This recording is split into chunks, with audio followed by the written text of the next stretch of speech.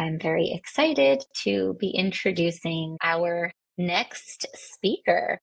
So we have Charlotte Kennett with us, which is so exciting. So to give a little bit of background, Charlotte is a marketing leader who spent her career proving the power of community and customer voices.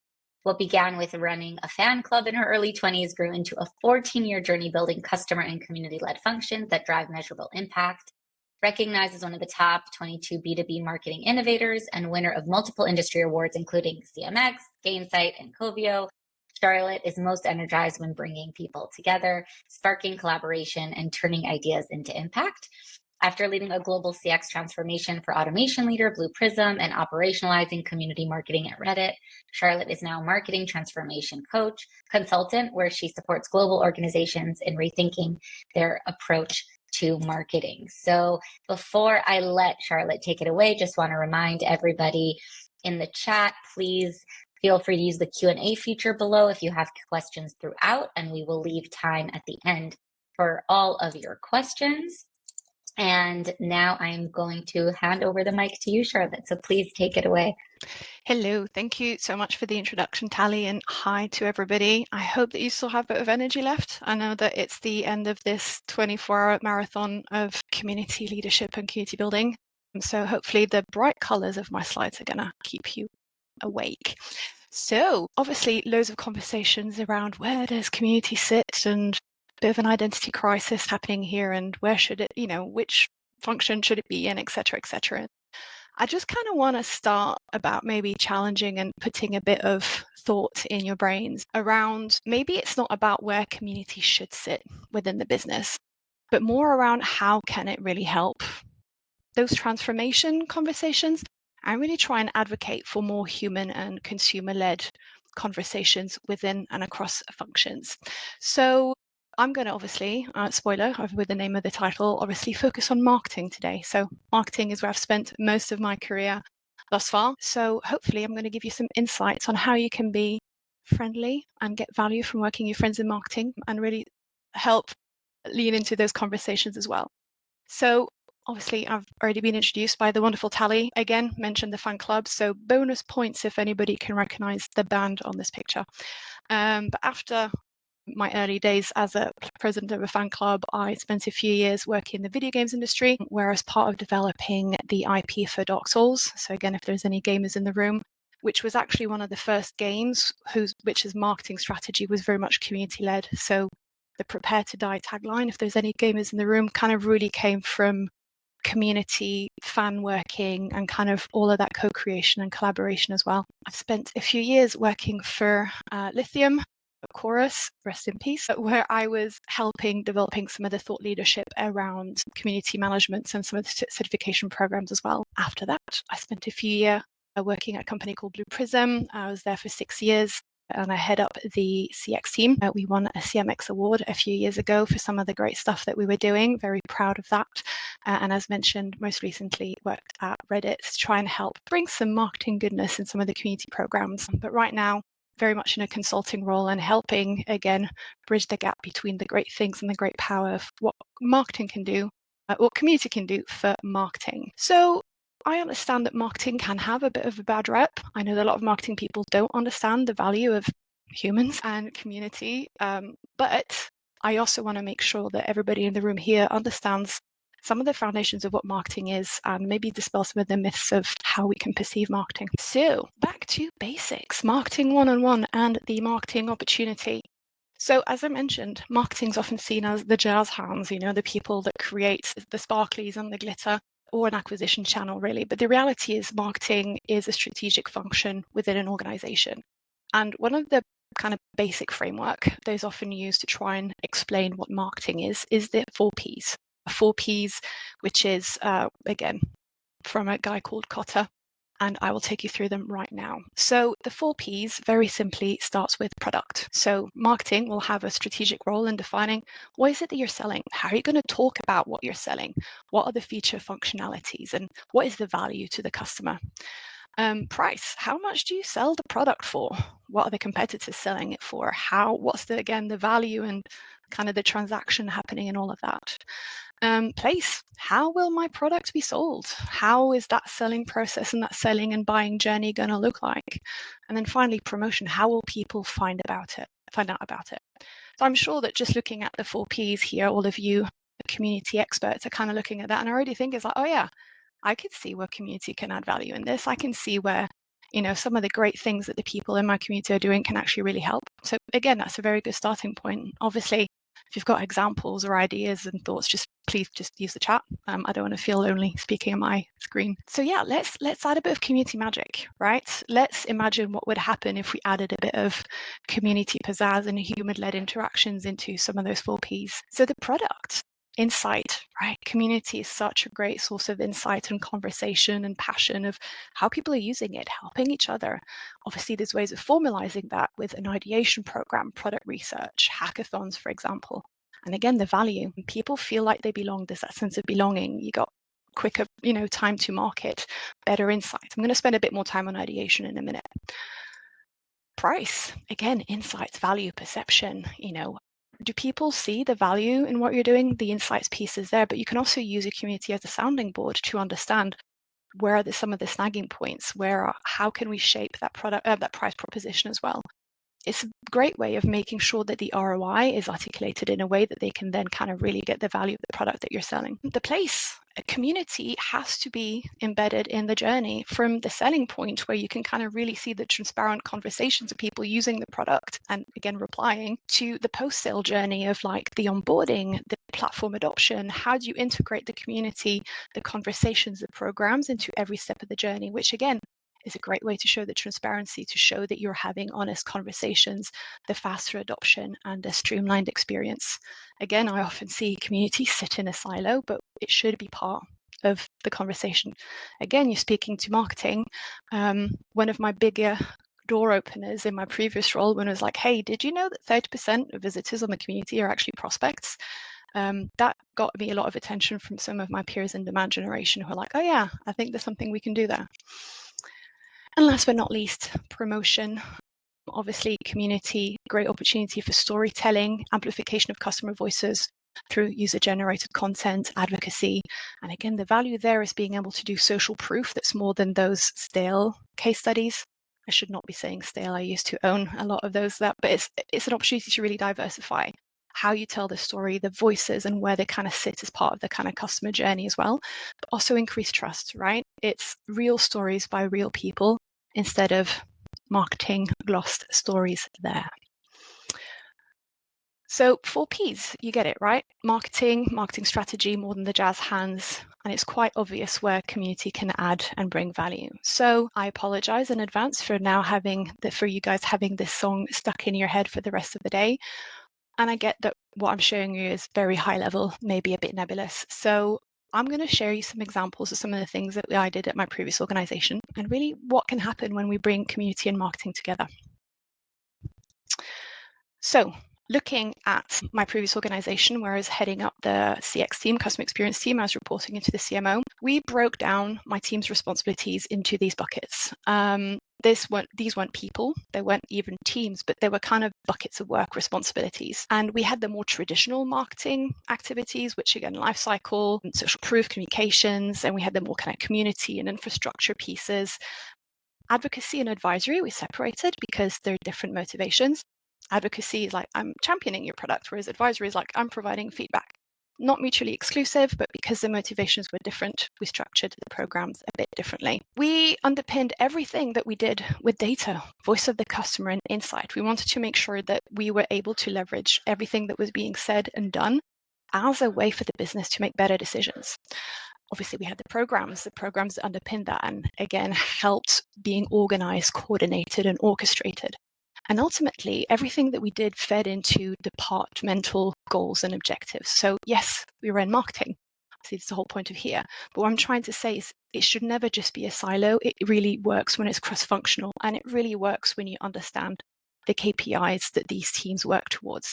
So as much as we were a marketing team, at that point, community was really embedded in everything that the rest of the marketing team did, but also within the other parts of the business. And again, how do you prove the value? So the way we did it is we really try to align our KPIs as a community team, as a CX team, to the KPIs of the rest of the business and measure alongside them. Like, again, we wanted to understand, it's like, okay, marketing, what is top of mind for you? And often it is pipeline and revenue. To be honest, my CMO at the time, he's like, Charlotte, as long as you don't cost me a lot of money to operate and you can prove that you drive value and that you can influence the pipeline and the revenue, you do what you want. And is it necessarily the right thing to do to prove the value of community? No, but it's what got me a seat at the table. It's what helped me really drive the conversation of like, I need a lot of money because I want to, do more things to help grow the community. But I had to speak in a language that he understood.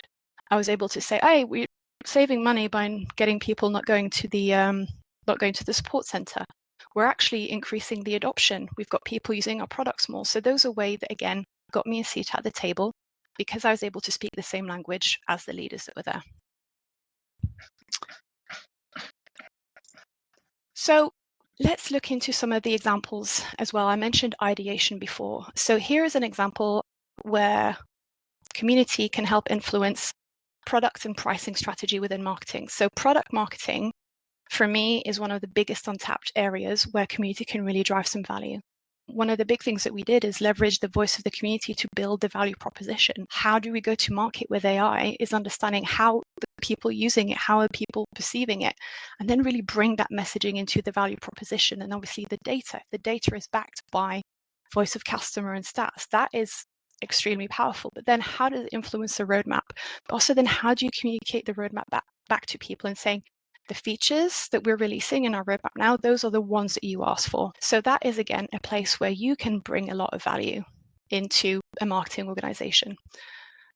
So how we did it is that we built bridges. We were friends with, obviously, the product marketing team and the product team, and we made sure that this ideation principles were embedded into everything as part of the product lifecycle, and we worked together.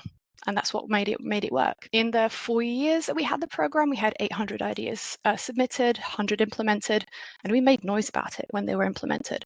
We had 25 co-creation projects a year where we would be like, hey, we're thinking about launching a new feature. Help us make sure we're doing the right thing, and improved insight and accelerate decision making. The awards, a bit more jazz handsy, a bit more traditional marketing. If we're looking at the 4 Ps, this is something that had a direct impact on place and promotion. So for the awards here, we built the program alongside the community, both in terms of infrastructure, so all the communications, all of the post content, and the way we promoted it, the way we built it, the way we structured the program was made with the community, the people, the infrastructure and the programs. So it just didn't sit alongside and wasn't a silo. And again, it's a great platform to do that. It generated shared ownership. It helped amplify. It helped them feel like they were part of building this and that they were part of, creating the validity of the awards program. Legitimized, that is a really hard word to say, legitimized both the process and the destination. And again, as I said, embedding yourself into the processes and the systems and the way that they prove the value, we're able to prove that, hey, people that are engaged in the awards program are people that buy more. Is it an exact science? I think there's a bias. If you're engaged on community, there's probably more chances of you being more successful. Yes. But I was speaking the language of my execs, and that was a way that I was able to get more funding for the awards the year after by proving, hey, the awards were influencing revenue. Again, this is just an example there. And ultimately also helped create 150 entries, which was a gold mine for social proof. Again, social proof, next one here. Social proof, people often see like advocacy and references as case studies, but the reality is how can you use the great things that are happening in the community, the great people and the champions and advocates, how can you amplify it, but also how can you create content that's more than just a sales tool? It's tools that can help people on the journey, can help with adoption. And it's always so much more powerful when it comes from the people themselves than when it is marketing manufactured. And what we can do as a marketing community team or whoever we are in this room, is our role is really to orchestrate this in a way that can serve the business. So understand how we can get the good things in the right places, while protecting the community and making sure the members don't feel like that they're performing monkeys. So in practice, that really looked like integrating all of our advocacy efforts in the life cycle and providing the people, the members, the platform, the opportunity to really share their voice if they wanted to. And that's how I said we separated advocacy and advisory, because some people really wanted to kind of be up there, and that's fine. But some people just wanted to provide feedback, and we had to be able to create a space that was safe for both of them to do that. And what did that impact? I mean, it made people look really freaking cool. It helped them get, more visibility internally. It helps us create content that we'd have never been able to do if it was fully marketing led and marketing owned. So again, I think that that's a great opportunity to look at. It can be stats, it can be quotes. Obviously, you want to make sure that you do it in a way that is respectful for the members. But again, it's a way of expanding the voice of your community and support your business, especially in your kind of marketing goals as well. So I mentioned social proof and I mentioned advocacy, and obviously we are a crew of marketing people, community people here and not marketing people. And there is this kind of not clash happening, but you've got advocacy programs, which are kind of like champions, reference programs, and community programs, and all the programs in the world. And we actually shut down our advocacy program. And the reason why we did that is because everything that we were doing, we try to streamline the back end processes. We try to bring people on a journey with us. And having a separate program actually created a barrier for entry. It was an extra step that people had to do that didn't bring value. So we worked really, really closely with the CS team and integrated everything that was around identifying potential champions, logging active references, trying to see how people were engaging in marketing activities. It was built in how the CS team worked on a day-to-day. I am not going to do a speech and spiel on how Gainsight was absolutely game-changing for that, because I could spend probably half an hour just gushing over how cool it is when you got the systems that work together. But again, leverage the tools that you already have, leverage the processes that you already have. You want to make your customer's life easier. Getting them to sign up for 5 or 6 different programs is not going to way that you're going to be able to do that. So what I shared here was a 6-year journey. Right? It started off as me, it's a very small company trying to figure things out. We ended up as a team of 15. This was not built just me. It was really a team of amazing humans, passionate people across community, CS, and marketing. It was about breaking down these silos and working together. So again, if you are to work with marketing, but even just cross-functionally, I think that whomever you work with, these are all things that are important. Few kind of nuggets of wisdom kind of to end the day with. I also do want to say that you don't have to be part of marketing to be able to influence these things.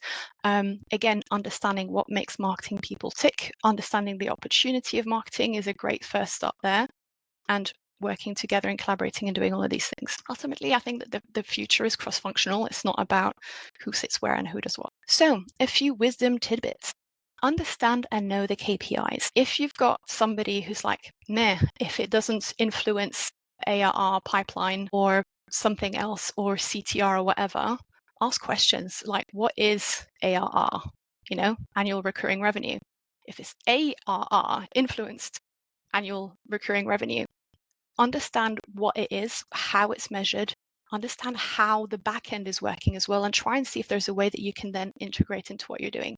Which leads to my next point, is plug into the stack and processes. I love shiny new tools, but shiny new tools create silos. That's one of the issues. You need to make sure that they're adopted. You have to make things super simple. And again, like I mentioned with the CS team, try and understand where their processes are and try and see how you can embed yourself and add value to what's already existing instead of creating extra work for people. And then complement and don't duplicate, right? Again, it's around talking to people. If marketing are doing something that you think you could help, don't go and do something else that you think might be better. Why don't you just work together and see what works? Think customer first.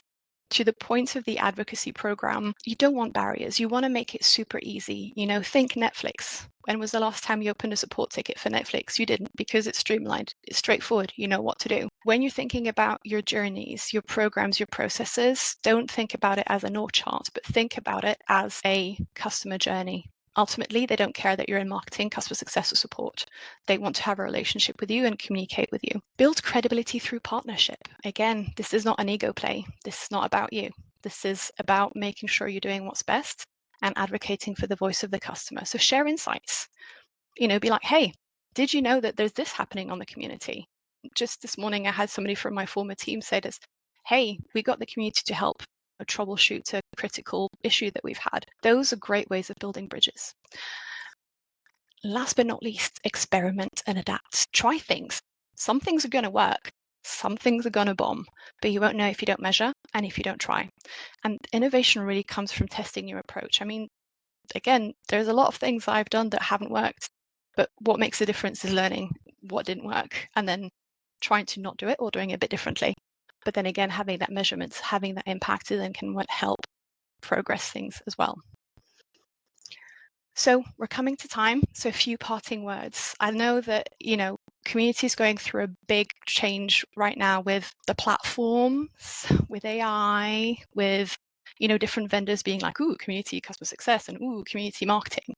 It doesn't matter, but what you do is strategic. And what's important is for you to understand how what you can do can be part of business infrastructure, which is how you really help prove the value. So I think my main call to action to you is, how do you make what you do more visible, and how does it align with the value and the business needs as well? And again, marketing is a good place to do that. But I also want to acknowledge that not all marketing people get what community is, and that's okay, because you can try and have the conversation understanding what makes them tick and try and translate the value of these human-led conversations into what is important to them.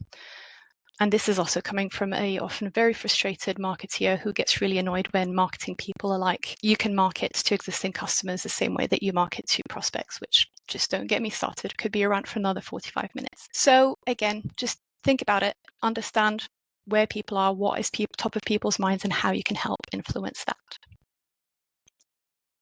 So I hope that the last 20 minutes have been valuable for you and have helped inspire you to think about how you can start building bridges with marketing and understand them a bit better. Obviously, happy to continue the conversation.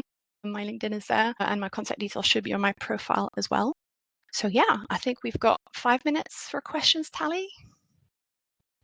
Yes, thank you so much, Charlotte. That was really insightful. As a community builder with a background in marketing, definitely share a lot of your sentiments and frustrations. We do have a question in the Q&A from Steve asking, how did your B2B experience, Blue Prism, differ from your B2C experience? That is a really good question. Controversial, I think I actually prefer working in the B2B space. And I think that is just because of the nature of people. I think that people that engage in B2B communities do it because they understand that it's kind of the betterment of their profession and kind of what they're due. Whereas I think in a B2C space, and especially in a space that is very passionate, such as Reddit, you probably don't have the same level of structure. And I'm not going to say that people aren't professional, but obviously working with volunteer moderators is very different than working with professionals. And I think that was one of the areas there. I was working in the community team as well. And I was really working on how do you build like marketing infrastructure. And I think it's just very different. And it's again, understanding where the value is. And I think that it's understanding where the value drivers and what the priorities are. And those are not going to be the same for a B2B, which again is proving the value, whereas Reddit is going to be more in terms of like the experience and the kind of retention. And we were very much focused on the moderator experience there as well. Wow, thanks for that. And very interesting, honestly, to hear people who have worked in both, the preferences and how they differ. I feel like not everyone understands the nuances there. So thank you for that. And then one last question. You kind of brought this up throughout your conversation, but I guess I would say, what's kind of like the biggest tip that you can provide when you're coming up with that pushback from whether it's the marketing team, the product team, the executives, on transferring all of the insights that you want to share so that they can actually use them themselves? What would be sort of your number one best tip to do that? Don't try and push a boulder uphill. I spent a lot of my last few years really trying to convince people. And if people don't want to listen to you, then you're just wasting your energy. And if you know that what you're doing is right, and if you've got the receipts and you're being strategic like what we did, people are going to turn around and it's going to be like, hey, I'm not going to name a department, but there was one department that is very traditionally used within community. And I was like, there's something that we can do here. There's something that we can bring a lot of value. And they were adamant that like, no, they didn't want to. So we tried. And every few months we tried, but they were just like, nah. So we then shifted our focus to the departments, the leaders that did have interest, because again, that's where the collaboration is going to happen. And ultimately, again, it's great when you get to prove people wrong, but it's so much easier when they find out themselves. And you can be a bit smug in your corner, right? But I think it's just not worth pushing boulders uphill. So put your energy where it's valuable and where it's respected. And again, I think that if marketing do not want to hear the value that community can bring, I think it's just sending little reminders every now and again and being like, hey, maybe this might help, this might be a value, because at some point somebody's going to listen, and transformation doesn't always have to come from the top. You might one day find a product marketing manager who is going to be interested and want to collaborate with you, and that could be a great place to start. So obviously, depending on where you're in the org, you don't always have to go at the top. You can kind of go top down or middle up, or middle, whatever the middle one is. Definitely. Thank you so much. Oh, it seems we have one more popping in, and then we're going to end on that note. We have a question. What are your favorite mediums or avenues for community marketing in terms of events, merch, digital ads? I think it depends. It depends on what you're trying to do. I think it really depends on what your objectives are and what your outcome is looking at doing. I think that merch is a great way of making people feel special. I'm going to plug one of my favorite platforms of all time. Being somebody in marketing for the last 15 years, merch is the most painful thing ever. We had a platform called Reach Desk, and it was an absolute freaking lifesaver because it just helped streamline everything. It helped tie it into our marketing stack and influence. So it's like people I send gift cards to influences revenue. This is a great way of proving myself. So Reach Desk, absolutely love them. But I saw merch as a thank you and a way of making people feel like they belong. Events, again, I think is a great way of bringing people into there, but it's about being smart at events. So when we do events, one of the things that we did as a standard is we would kind of do like vox pops. So we would like kind of do mini interviews, we would do pictures. So we would always have the opportunity to capture content for social proof. And that's again is having these events where, yeah, we're getting these people together, but how can the goodness that we get from the event, how can we feed that into the different pieces there? Thank you so much, Charlotte. And I No share worries. Francisco's sentiment that your photo is awesome. We really appreciate your time and we appreciate your insights. So thank you so much. Thank you for the opportunity and good luck for the rest of the event.